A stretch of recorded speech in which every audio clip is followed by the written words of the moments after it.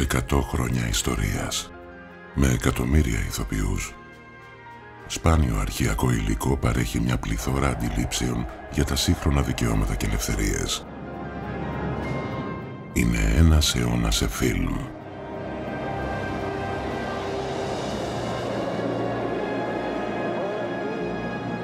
Ο ψυχρός πόλεμος, μια εποχή γεμάτη μυστικά και ψέματα, αφήνει πίσω έχθρα και αλλήλοσπαραγμό σε ολόκληρο τον πλανήτη. Ο αντίκτυπος του είναι εμφανής μέχρι σήμερα.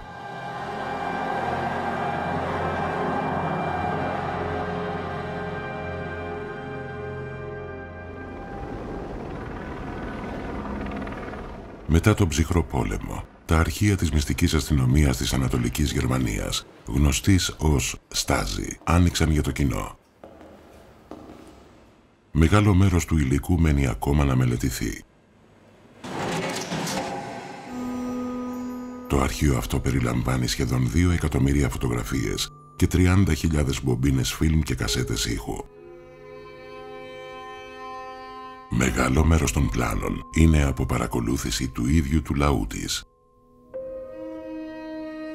Τα πλάνα αυτά καταγράφουν μια έρευνα της Στάζι σε ιδιωτική οικία για αποδείξεις που να αφορούν παράνομες επαφές με τη Δύση. Η μυστική κατηγορία έγινε από ένα συμπολίτη.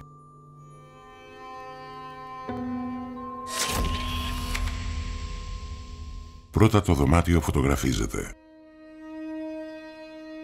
Οι πράκτορες εξετάσουν προσωπικά σημειώματα, επιστολές, ακόμα και τον κάδο απορριμμάτων. Δεν τους ξεφεύγει τίποτα. Οι Ανατολικογερμανοί ενθαρρύνονται να αναφέρουν τις δραστηριότητες των γειτόνων τους. Κρυφές κάμερες και συσκευές ηχογράφησης είναι παντού.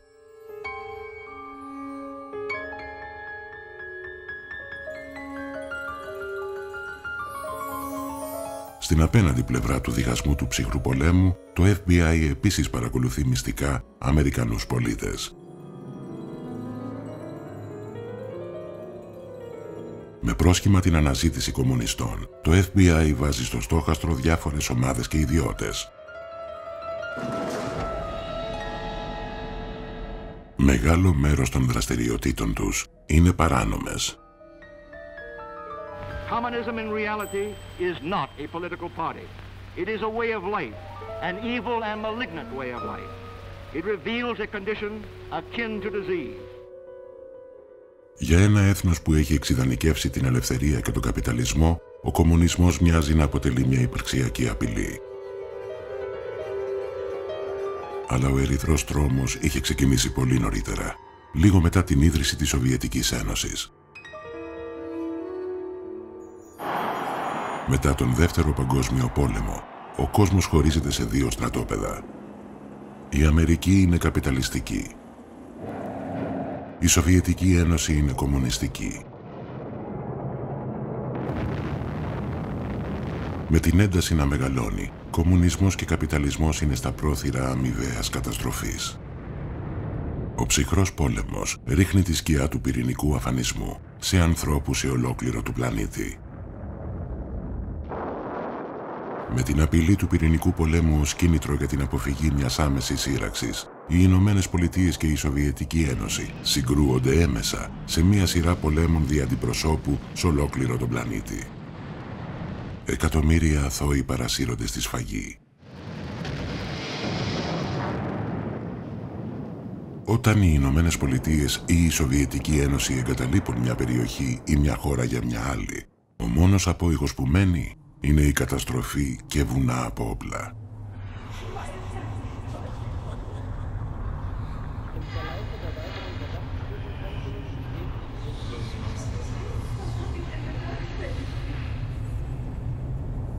Στο τέλος του Δεύτερου Παγκοσμίου Πολέμου η Γερμανία είναι άγονη γη.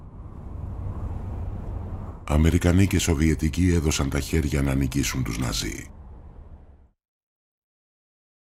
Αλλά μετά την εξολόθρευση του φασισμού, ο αγώνας για επικράτηση μεταξύ κομμουνισμού και καπιταλισμού αναζωπυρώνεται.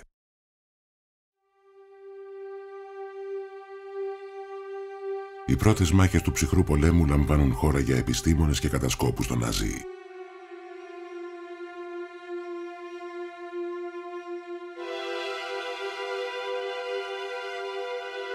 Οι Σοβιετικοί συγκεντρώνουν επιστήμονες και μηχανικούς στο Ναζί. Με τη βοήθειά τους, η Σοβιετική Ένωση κάνει τεράστια βήματα στο σχεδιασμό πυραυλικών συστημάτων και χημικών όπλων. Η Αμερική δίνει καταφύγιο σε 1.600 Ναζί επιστήμονες και τεχνικούς για να κλέψουν τεχνολογία και τεχνογνωσία.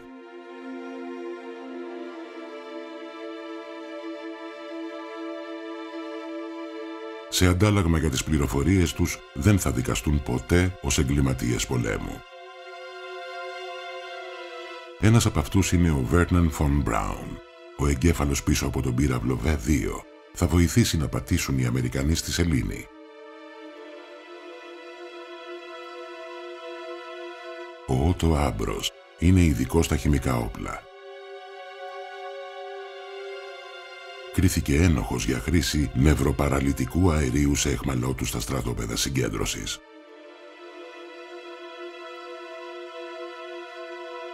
Ο Ράινχαρντ Γκέλεν είναι πρώην στρατηγός στο Ναζί και ειδικός στην κατασκοπία.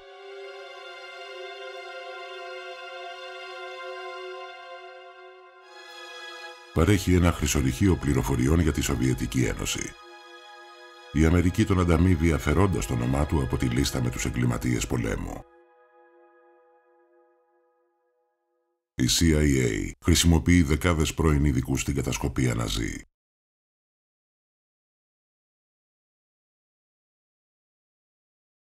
Ο Άλεν Ντάλες, πρώην δικηγόρος στη Wall Street, αναλαμβάνει τα ενία της CIA το 1953.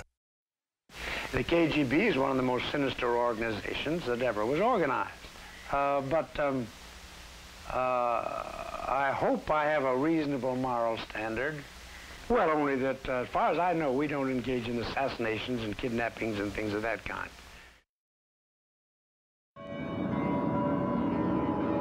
Ο Ντάλες έχει αιμονή με την KGB. Χρησιμοποιώντας κατασκοπία επιβάλλει τις σκοπιμότητες της Αμερικής σε ολόκληρο τον πλανήτη και καταπιέζει τους ίδιους της τους πολίτες.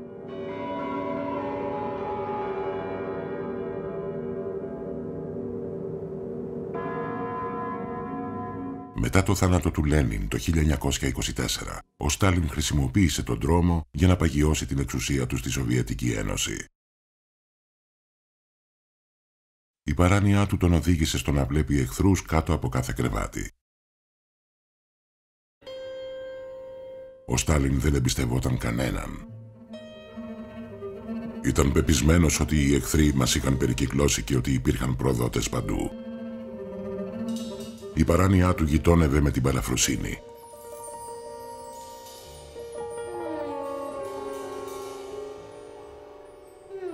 Ο Στάλιν διατάζει τη μυστική αστυνομία του να χτενίσει τη Σοβιετική Ένωση για προδότες. Όσοι είναι ύποπτοι για έλλειψη αφοσίωσης στέλνονται σε στρατόπεδα εργασίας.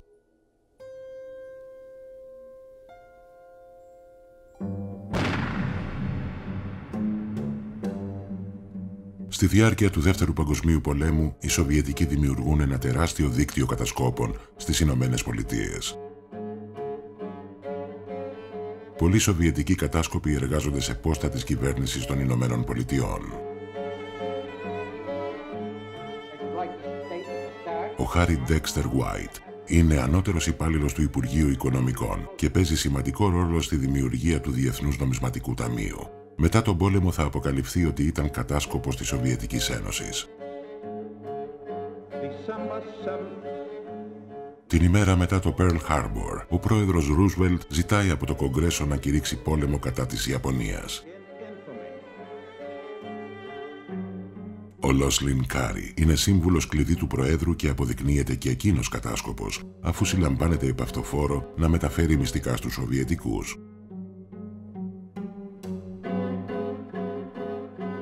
Πόσοι ακόμα Σοβιετικοί πράκτορες εργάζονται σε νευραλγικές θέσεις? Είχαν θέσεις που καθόριζαν την πολιτική. Ειδικά στον τομέα της διπλωματίας και της αμυντικής πολιτικής, το γεγονός ότι υπήρχαν αγνώστων στοιχείων Σοβιετικοί κατάσκοποι εκμηδένιζε την αμοιβαία εμπιστοσύνη ανάμεσα στους Αμερικανούς αξιωματούχους.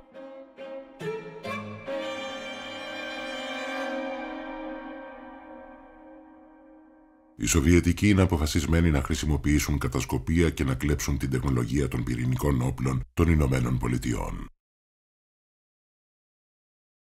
Στη διάρκεια του πολέμου, Σοβιετικοί κατάσκοποι παρισφρίουν στο άκρος απόρριτο πρόγραμμα της Αμερικής για την κατασκευή της ατομικής βόμβας. Οι πράκτορες του Στάλιν κλέβουν σημαντική τεχνολογική γνώση, συμπεριλαμβανομένων και σχεδίων των όπλων.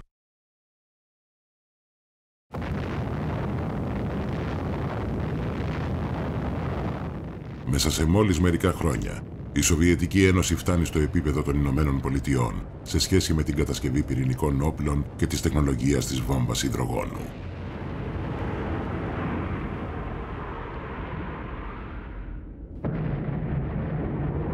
Με μια Σοβιετική Ένωση εξοπλισμένη με πυρηνικά όπλα, οι Αμερικανοί θα ζουν με το φόβο του αφανισμού.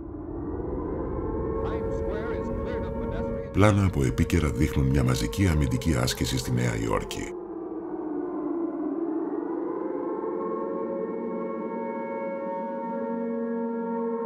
Μια ανατριχιαστική ησυχία τυλίγει την Wall Street.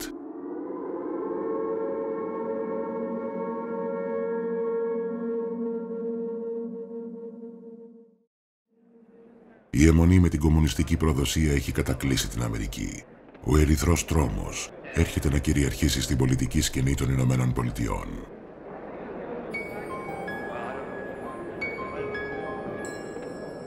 Ο γερουσιαστής Τζόζεφ Μακάρθι είναι το πρόσωπο του ερυθρού τρόμου.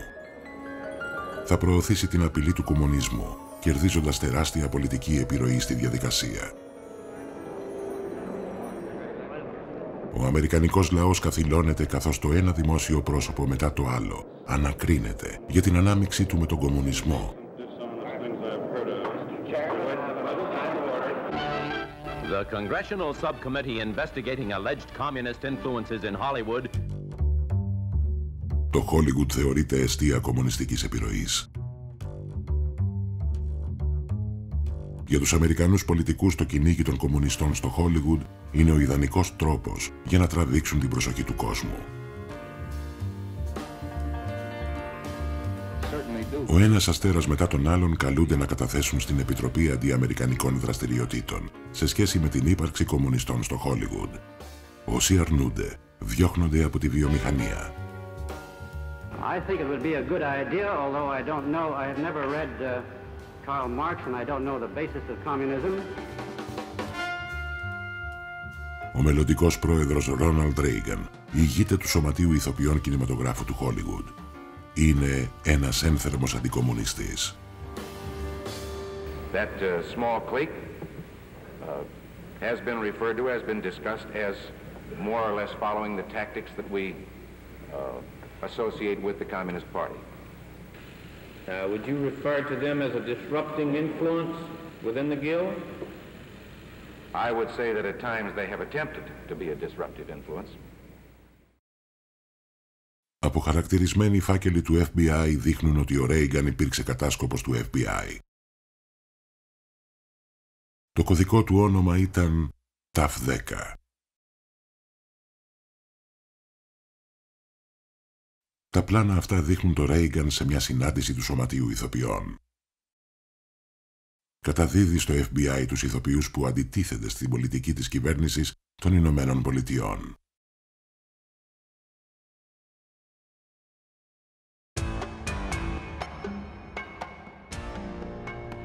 Στο εσωτερικό, το FBI είναι εξαιρετικά δραστήριο παρασκηνιακά, στη διάρκεια του ερυθρού τρόμου.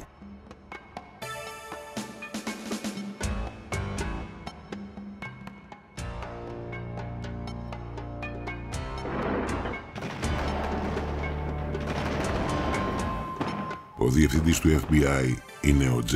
Edgar Hoover. The Battle of the United States took place in every community in the nation. It was a struggle against enemy agents. Ο Hoover επιστρατεύει ένα δίκτυο πληροφοριοδοτών σε ολόκληρη την Αμερική για να ξετρυπώσει τους υποστηρικτές του κομμουνισμού. Η αιμονή του όμως με τον κομμουνισμό έχει και μια άσχημη πλευρά. Ο Hoover θα συγκεντρώσει μεγάλο αριθμό μυστικών πληροφοριών για όσους ασχολούνται ή έχουν οποιαδήποτε σχέση με την αμερικανική πολιτική σκηνή στη διάρκεια των 48 ετών της καριέρας του και τη θητεία 8 προέδρων. Ο Χούβερ βάζει το FBI να συντάξει μυστικούς φακέλους για γνωστούς Αμερικανούς. Μετά τον ψυχρό πόλεμο, το FBI αποχαρακτηρίζει κάποιους από αυτούς τους φακέλους.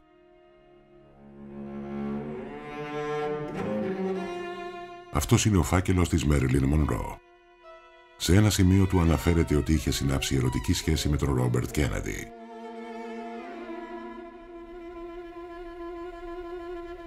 Ο Ρόμπερτ Φιτζέραλντ Κέννεντι υπηρετεί τον μεγαλύτερο αδελφό του, Τζον Φιτζέραλντ Κέννεντι, ως γενικός εισαγγελέας. Ο Ρόμπερτ Κέννεντι είχε ερωτικές και σεξουαλικές σχέσεις για μεγάλη περίοδο με τη Μέριλιν Μονρό και της είχε υποσχεθεί επανειλημμένως ότι θα έπαιρνε διαζύγιο από τη σύζυγό του για να την παντρευτεί. Η ηρωνία είναι ότι η Μέριλιν ήξερε ότι ο Ρόμπερτ δεν είχε καμία πρόθεση να το κάνει.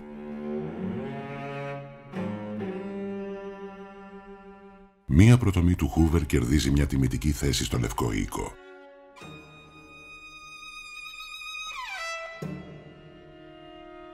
Οι εσωτερικοί κύκλοι της Ουάσιγκτον, οι πιο ισχυροί, των οποίων όλα σχεδόν τα μέλη είχαν διαπράξει οικονομικές ή σεξουαλικές ατασταλίες, φοβόνταν ότι οι φάκελοι του Χούβερ τους περιλάμβαναν. Ισχυροποιούσε τη θέση τους και περνούσε ό,τι ήθελε από το Κογκρέσο πολύ πιο εύκολα.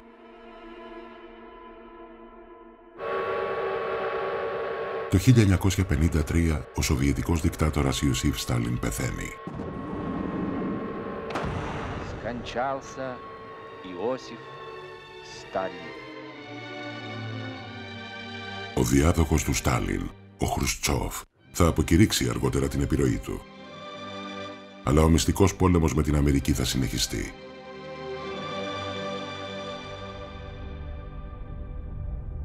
Καθώς οι Σοβιετικοί κυδεύουν τον Στάλιν, η CIA εργάζεται για να αποσταθεροποιήσει κυβερνήσεις σε ολόκληρο τον πλανήτη.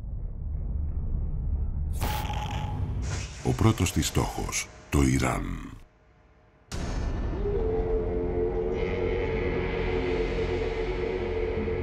Από τις αρχές του 20ου αιώνα, η Βρετανία έχει τον έλεγχο της πετρελαϊκής βιομηχανίας του Ιράν. Μετά τον πόλεμο, η Βρετανία συνεχίζει να εκμεταλλεύεται το Ιράν για το πετρέλαιό του.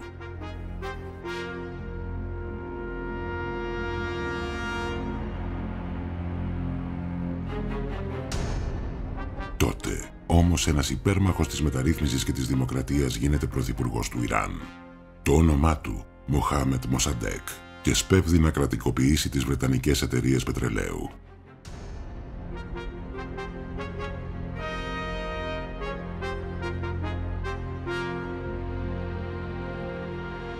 Η Βρετανία απευθύνεται στα Ηνωμένα Έθνη. Not to brood unduly on old imagined wrongs, but to concentrate on the broader aspects and to show by his attitude that he too welcomes a constructive solution. Αλλά ο Μοσαντέκ είναι ανυποχώρητος. دارا باشد مشکلی که مستلزم استفاده از حقوقی که از شؤون حاکمیت آن است.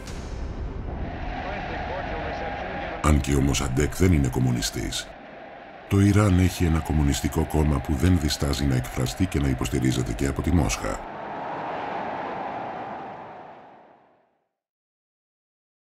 Η Αμερική τρέμει στην ιδέα ότι θα πάρει τα πετρέλαια του Ιράν η Σοβιετική Ένωση. Ο Άλεν Ντάλες συνεργάζεται με τις Βρετανικές μυστικές υπηρεσίες Mi-16 στην επιχείρηση Έαντας, που στόχο έχει να ανατρέψει την κυβέρνηση Μοσαντέκ.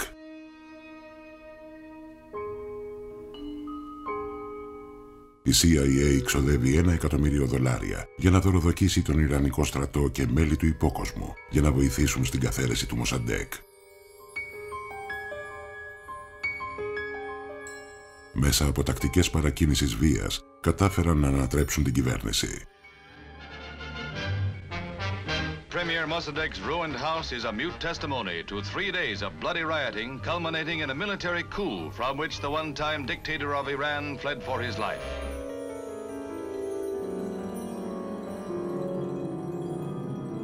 Ο Μοσαντέγ συλλαμβάνεται για προδοσία.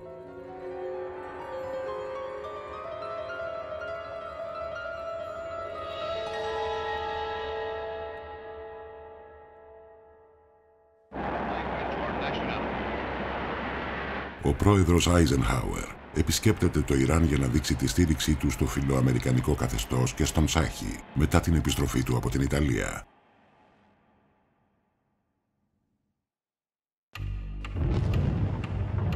Οι 5 μεγάλες αμερικανικές πετρελαϊκές εταιρείες αποκτούν δικαιώματα στο 40% της παραγωγής του Ιράν.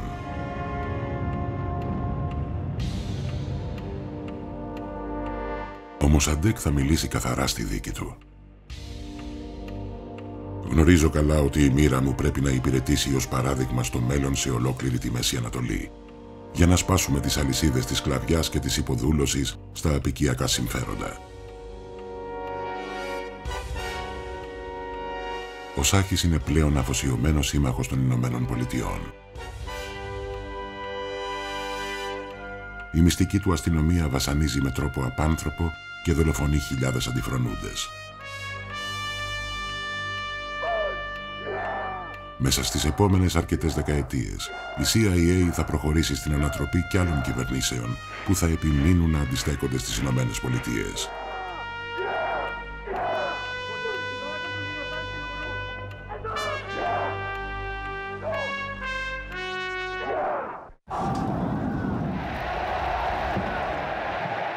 Το 1979, ο θυμός του Ιρανικού λαού κατά της Αμερικής επιτέλους θα ξεσπάσει.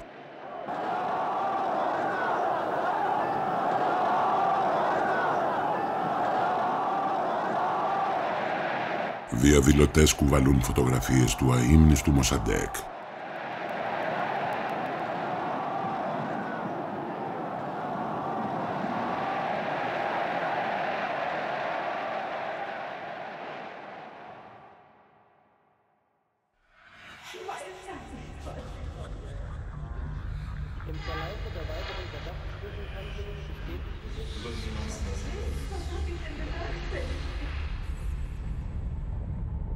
Πίσω από το σιδηρούν παραπέτασμα, η σκιά της τυραννίας μεγαλώνει.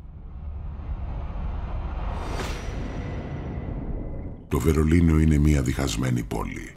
Αυτή είναι η πρώτη γραμμή της έντασης μεταξύ Ανατολής και Δύσης. Το 1961 η Ανατολική Γερμανία αποφασίζει να λάβει μέτρα για να εμποδίσει τους πολίτες της από το να περάσουν στο Δυτικό Βερολίνο και την ελευθερία. Ακόμα και τα παράθυρα με θέα στο Δυτικό Βερολίνο σφραγίζονται.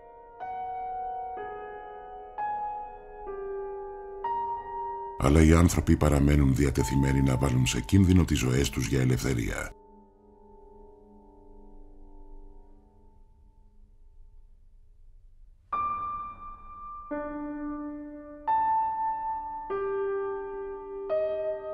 Η Στάζι ξεκινάει ένα μεγαλόπνοο πρόγραμμα παρακολούθησης για να εντοπίσει Ανατολικογερμανούς που επικοινωνούν με τη Δύση.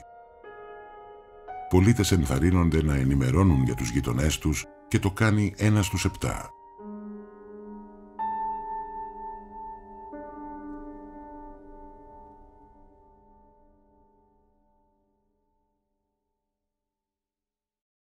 Για αυτή τη γυναίκα έγινε καταγγελία στη Στάζι από συμπολίτη της. Για 1 μήνα την κινηματογραφούσαν κρυφά κάθε φορά που έβγαινε από το διαμέρισμά της.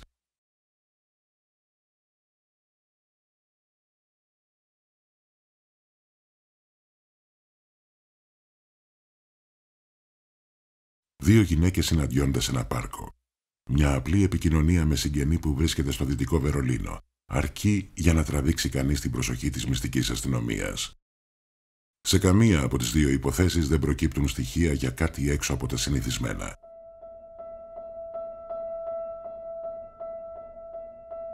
Οι δημόσιοι χώροι παρακολουθούνται μέρα και νύχτα, συχνά υπό το άκρυπνο βλέμμα πρακτορών της Στάζι. μη γνωρίζοντας ποιος παρακολουθεί ή από πού παρακολουθεί, ο πληθυσμός παραλύει.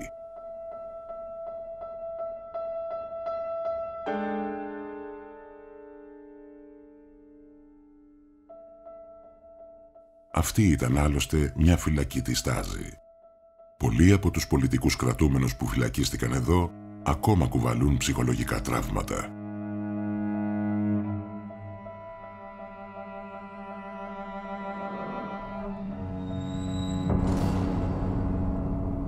Οι Γερμανοί ήταν τρελοί για το Χίτλερ.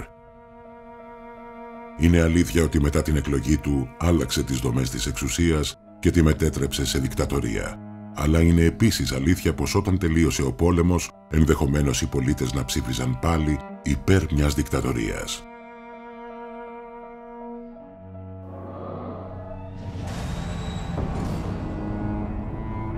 Μετά τον ψυχρό πόλεμο, απόρριτα αρχεία της Στάζη άνοιξαν για το κοινό. Πάνω από 1 εκατομμύριο πολίτες ζήτησαν να δουν τους φακέλους τους.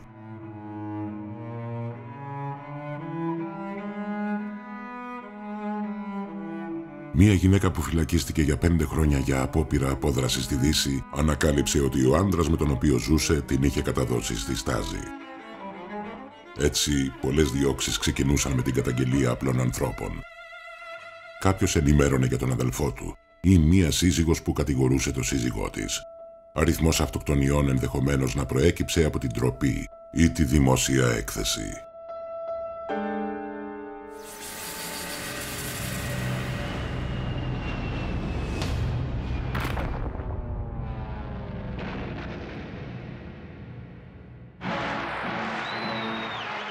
Λίγους μήνες μετά την κατασκευή του τείχους του Βερολίνου, ο 43χρονος John Fitzgerald Kennedy εκλέγεται ο νεότερος πρόεδρος της Αμερικής.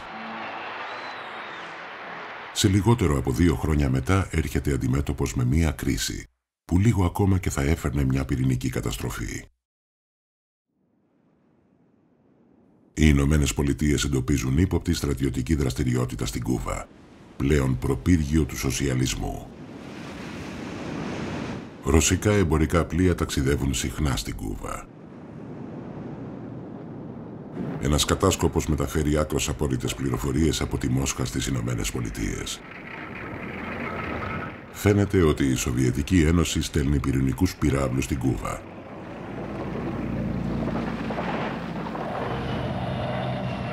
Η CIA στέλνει ένα κατασκοπευτικό αεροσκάφος.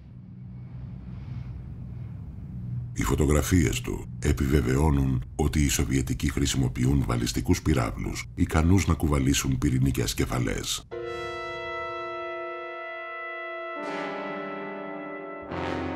Η Ουάσιγκτον κλονίζεται.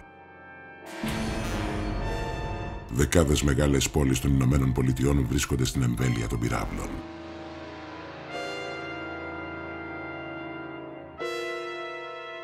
Τρία χρόνια νωρίτερα κάποιος Φιντέλ Κάστρο ηγήθηκε της Κουβανικής Επανάστασης που ανέτρεψε τη φιλοαμερικανική κυβέρνηση.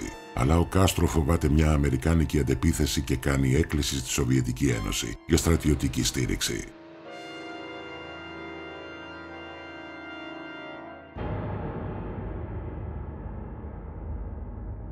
Αλλά η Αμερική έχει ένα κατάσκοπο ανάμεσα σε αυτούς που παίρνουν τις αποφάσεις στη Μόσχα, τον Όλεκ Πενκόφσκι, συνταγματάρχη της Σοβιετικής Στρατιωτικής Υπηρεσίας Πληροφοριών. Το μίσος του για το σοβιετικό καθεστώς δίνει στη CIA πρόσβαση σε εξαιρετικά απόρριτες πληροφορίες.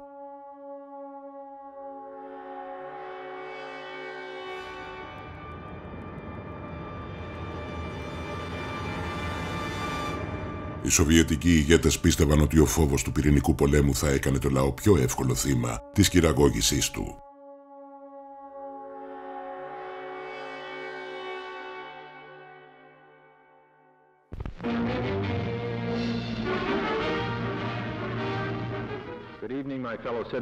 Με την ένταση να κορυφώνεται, ο πρόεδρος Κέννεντι απευθύνεται στο έθνος. Ελπίζει να ασκήσει πίεση στους Σοβιετικούς, αποκαλύπτοντας την σε εξέλιξη κρίση στον πλανήτη. Άνθρωποι από ολόκληρο τον κόσμο καθυλώνονται από τα νέα. Ο Κέννεντι ανακοινώνει ναυτικό αποκλεισμό όλων των σκαφών με κατεύθυνση την Κούβα. To halt this offensive buildup, a strict quarantine of all offensive military equipment under shipment to Cuba is being initiated. Found to contain cargoes of offensive weapons be turned back. Το έθνος είναι σε πανικό. Ο λαός πέφτει στα καταφύγια. Τα ράφια των σούπερ μάρκετ αδειάζουν.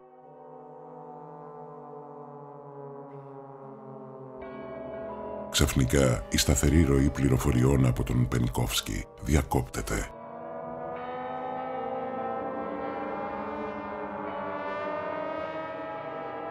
Οι Σοβιετικοί έχουν ανακαλύψει πως είναι κατάσκοπος της Δύσης.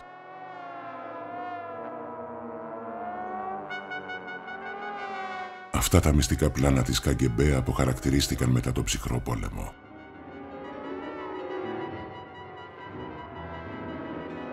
Η ΚΑΓΚΕΜΠΕ επιτρέπει στον Πενκόφσκι να συνεχίσει την κατασκοπία, για να δουν τι θα αποκαλύψουν οι δραστηριότητες του για την κατασκοπία των Ηνωμένων Πολιτειών.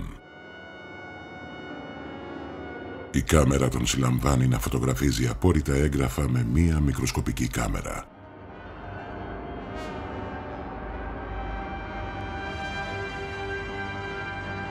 Ο Πενκόφσκι διαισθάνεται τον κίνδυνο και προσπαθεί να βρει τρόπο διαφυγής.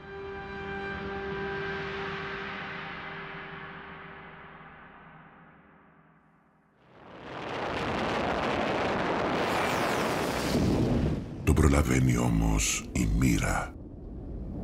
Ένας σοβιετικός πύραυλος καταρρίπτει ένα κατασκοπευτικό αεροσκάφος των Ηνωμένων Πολιτειών πάνω από την Κούβα. Ο κόσμος κρατάει την αναπνοή του, καθώς περιμένει την απάντηση της Αμερικής. Ο στρατηγός Λεμέι ενθαρρύνει τον πρόεδρο να φέρει ένα προειδοποιητικό πυρηνικό χτύπημα κατά της Σοβιετικής Ένωσης.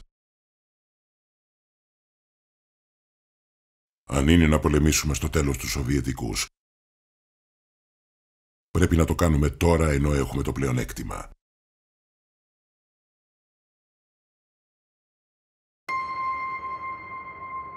Στη διάρκεια του Δεύτερου Παγκοσμίου Πολέμου ήταν γνωστός στους Ιάπωνες ως εξολοθρευτής Λεμέι. Διοικούσε τις αεροπορικές επιδρομές που κατέστρεψαν όλες τις μεγάλες ιαπωνικές πόλεις, σκοτώνοντας εκατοντάδες χιλιάδες ανθρώπους.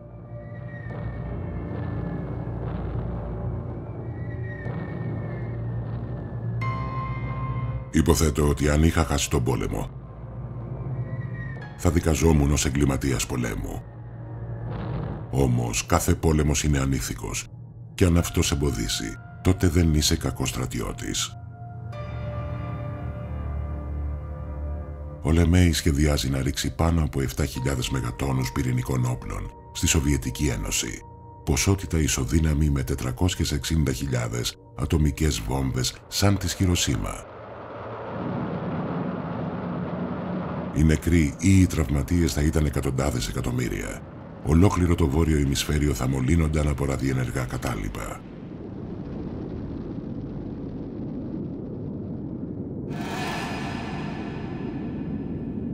Και η Αμερική έχει πυρηνικά όπλα στην Ασία.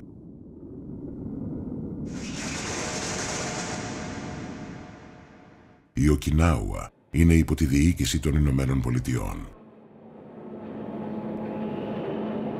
Η βάση περιλαμβάνει 1.300 εκρηκτικές κεφαλές και 32 βαλιστικούς πυράβλους.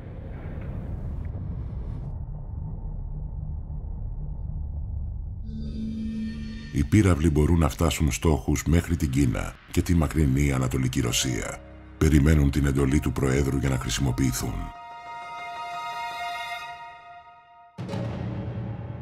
Αλλά ο Κέννεντι απορρίπτει το σχέδιο του Λεμέι. Οι πληροφορίες του Πενκόφσκι δείχνουν ότι ένα προειδοποιητικό χτύπημα δεν θα εξαφάνιζε όλους τους σοβιετικούς πυράβλους στην Κούβα και ότι τα αντίπεινα θα ήταν αναπόφευκτα.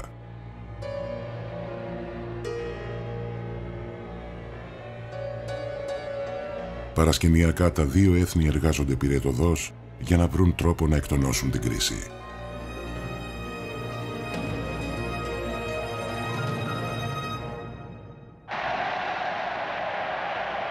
Την τελευταία στιγμή ο Χρουστσόφ συμφωνεί να κάνει πίσω.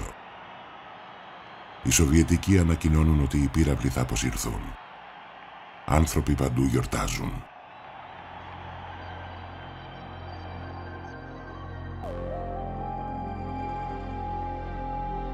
Οι Σοβιετικοί πύραυλοι επιστρέφουν σπίτι τους υπό το άγρυπνο μάτι των Ηνωμένων Πολιτειών. Η Αμερική υπόσχεται να μην χρησιμοποιήσει στρατιωτική δύναμη κατά της Κούβας.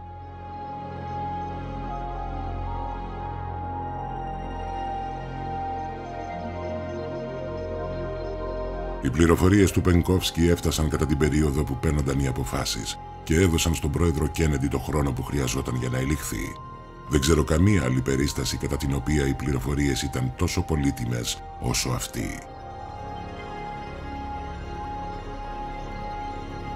Ο Πενκόφσκι έδωσε στον Κέννεντι τις πληροφορίες που χρειαζόταν για να διαχειριστεί την κρίση και να σώσει τον πλανήτη.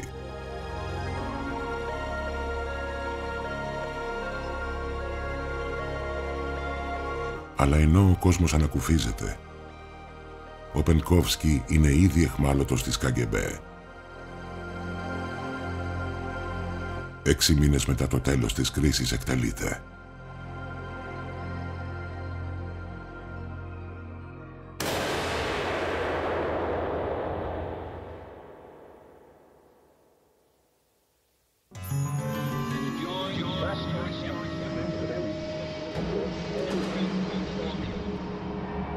Ένα χρόνο μετά την κρίση των πυράβλων στην Κούβα, ο Τζον Φιτζέραλντ Κέννεντι και η σύζυγός του Τζάκλιν φτάνουν στον Ντάλλας με το προεδρικό αεροσκάφος. Ο πρόεδρος και η πρώτη κυρία φαίνεται να έχουν καλή διάθεση και ταξιδεύουν σε όλη τη χώρα πριν την εκστρατεία για την επανεκλογή του Κέννεντι. Ωστόσο, λίγες ώρες μετά,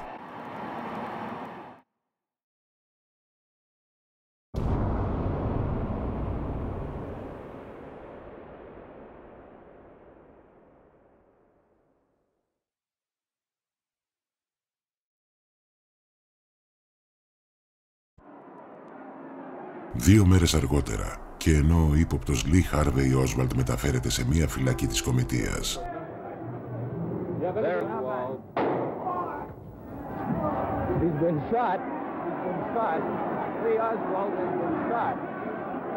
μέχρι σήμερα πολλά ερωτήματα παραμένουν αναπάντητα σχετικά με το τι ακριβώς συνέβη. Ο Λίντον Τζόνσον αναλαμβάνει την προεδρία. Η πιο πιεστική πρόκληση για τον νέο πρόεδρο είναι το Βιετνάμ.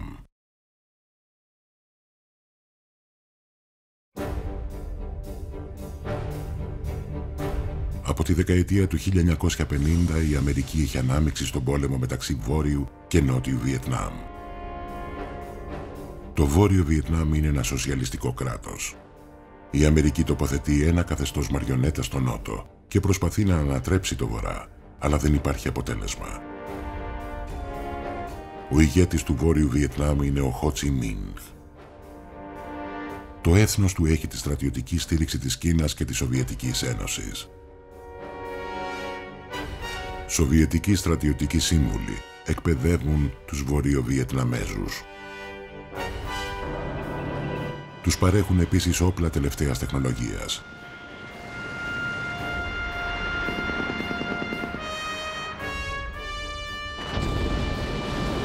Ο Τζόνσον διατάζει μία μακρά σειρά βομβαρδισμών.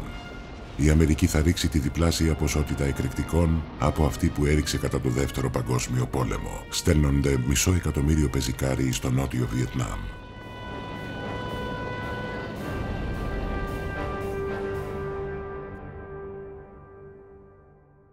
Οι Αμερικανοί ηγέτες έχουν αιμονή με το φαινόμενο ντόμινο.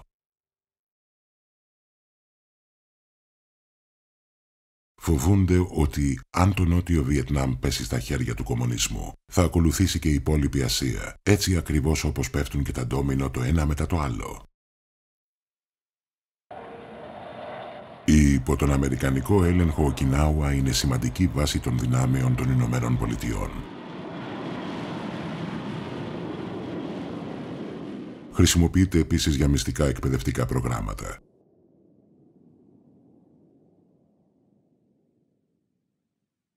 Οι ντόπιοι εξαναγκάζονται να παριστάνουν τους Βιετναμέζους.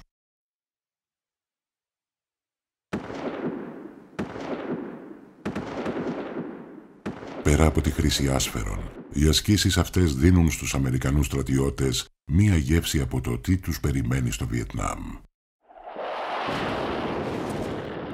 Οι βόμβες πέφτουν χωρίς προειδοποίηση κοντά σε χωρικούς της Οκινάουα. Οι περισσότεροι το βάζουν στα πόδια.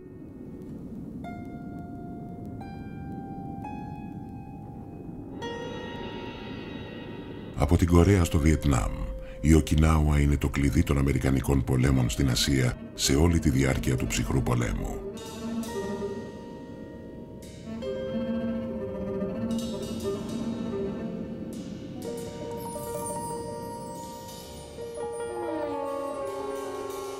Το 1968 η CIA στέλνει τον William Colby στο Νότιο Βιετνάμ ως ειδικό μυστικό αποστολών.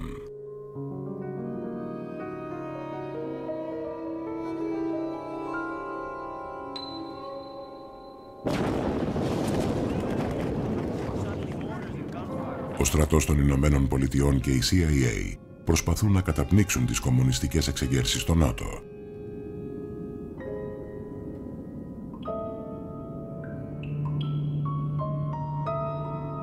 Πάνω από 20.000 άνθρωποι, ύποπτοι για συνεργασία με το Βορρά, βασανίζονται ή εκτελούνται.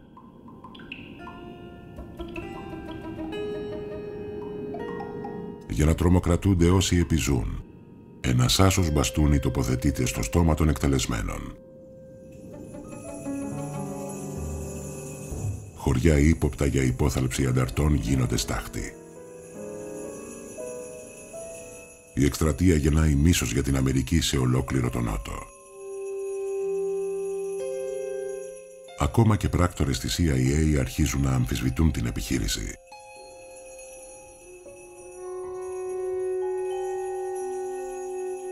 Η πλειοψηφία των χωρικών θα αφιέρωναν τη ζωή τους στον πόλεμο κατά των Αμερικανών. Κάποιοι πολεμούσαν σε ένα πόλεμο που δεν είχε σχέση με την πραγματικότητα. Άνθρωποι συλλαμβάνονταν, ανακρίνονταν, βασανίζονταν. Οι ομάδες Φίνιξ στέλνονταν για να εκτελούν και να αιχμαλωτίζουν την ηγεσία του κομμουνιστικού κινήματος. Η πίστη στην πατρίδα μου είχε γίνει 1000 κομμάτια. Επιμένοντας ότι η νίκη είναι κοντά, ο πρόεδρος Τζόνσον διευρύνει τον πόλεμο ακόμα περισσότερο. All the challenges have been met. The enemy is not beaten, but he knows that he has met his master in the field. He is trying to buy time.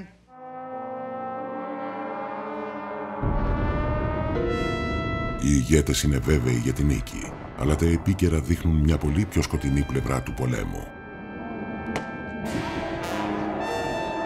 Νέοι άνθρωποι από όλο τον κόσμο υψώνουν τις φωνές τους κατά του πολέμου.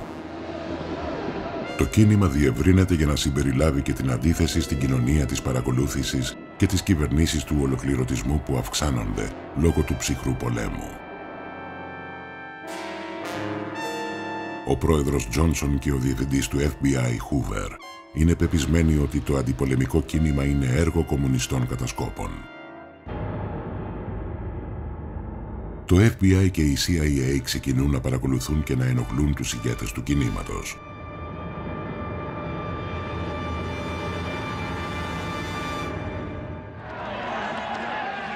Ο Χούβερ παρακολουθεί επίσης στενά το αναπτυσσόμενο αμερικάνικο κίνημα υπέρ των πολιτικών δικαιωμάτων.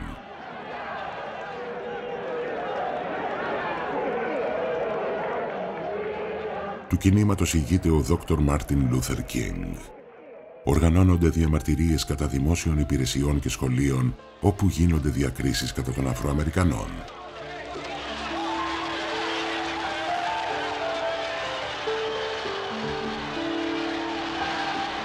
Το αντιπολεμικό κίνημα και το κίνημα υπέρ των πολιτικών δικαιωμάτων ενώνονται σε μία προσπάθεια να φέρουν πραγματική αλλαγή.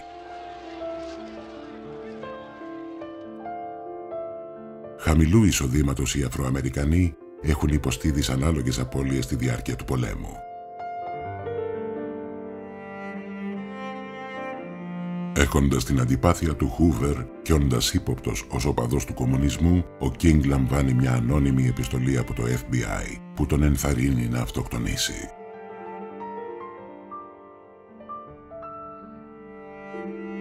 αλλά ο Κίνγκ αρνείται να υποκύψει κάτω από τις πιέσεις της κυβέρνησης. Ο Κίνγκ βγάζει ένα ισχυρό αντιπολεμικό λόγο στην εκκλησία Riverside στη Νέα Υόρκη. A time comes when silence is betrayal in relation to Vietnam. If America's soul becomes totally poisoned, part of the autopsy must read Vietnam. A nation that continues year after year to spend more money on military defense than on programs of social uplift is approaching spiritual death. And I knew that I could never again raise my voice against the violence of the oppressed in the ghettos without having first spoken clearly to the greatest purveyor of violence in the world today, my own government.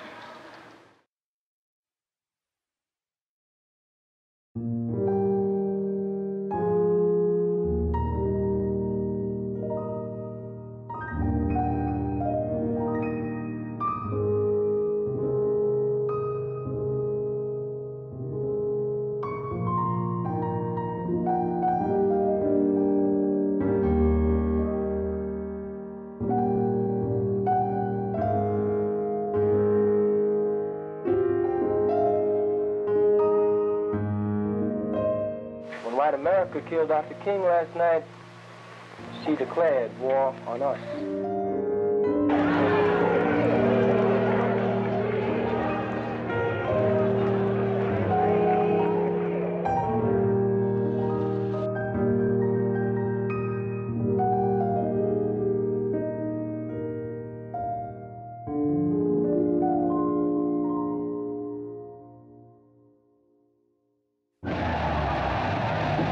Το 1975 η Σαϊγκόν πέφτει στα χέρια των Βορειοβιετναμέζων.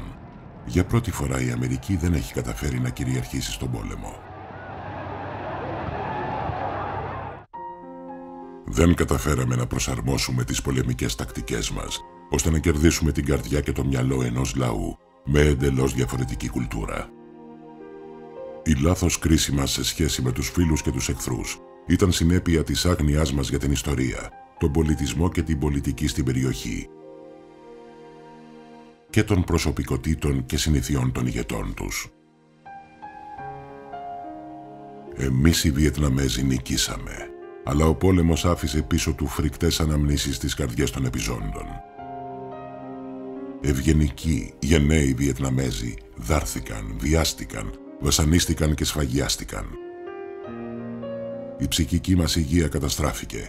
Αυτές είναι πληγές που δεν θα κλείσουν ποτέ.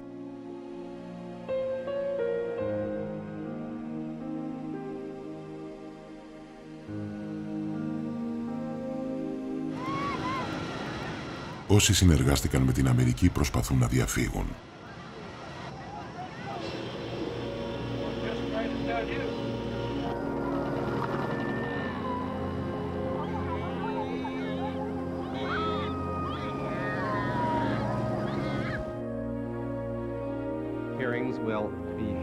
Στην Ουάσιγκτον οι επικρίσεις για τη CIA αυξάνονται. Τα πλάνα αυτά δείχνουν μία έρευνα του Κογκρέσου σχετικά με τα παράνομα σχέδια της CIA να ανατρέψει κυβερνήσεις και να δολοφονήσει ξένους ηγέτες. Does this pistol fire the dart? Yes, it does. How many roughly would you estimate were eliminated? Some 20,000 had been killed by that time. Οι ακροαματικές διαδικασίες αποκαλύπτουν μυστικά και ψέματα.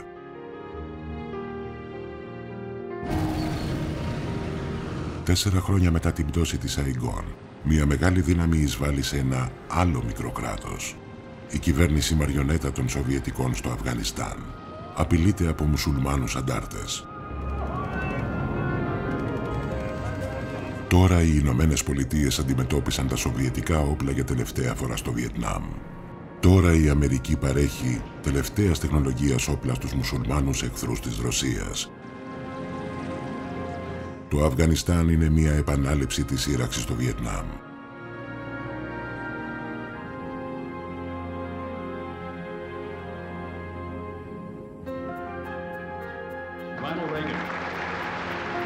Το 1981, ο πρώην ηθοποιός Ρόναλντ Ρέιγκαν γίνεται πρόεδρος της Αμερικής.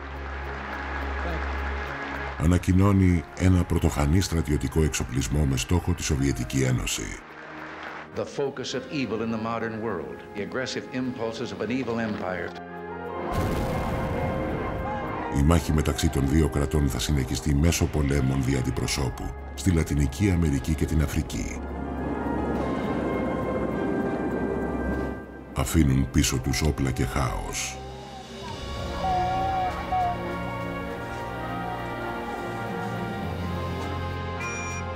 Οι τζιχαντιστές εκπαιδεύονται από τον στρατό των Ηνωμένων Πολιτειών και έχουν τη στήριξή του. Ένας από αυτούς είναι ο γιος ενός Σαουδάραβα δισεκατομμυριούχου. Είναι ο Οσάμα Μπιν Λάντεν.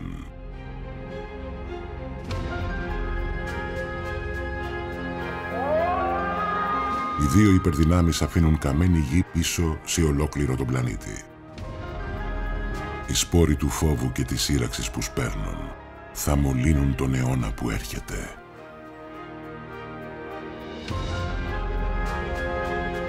Αφήγηση Κώστας Σεραφιμίδης. Η τεχνική επεξεργασία έγινε στα στούντιος της Video Press.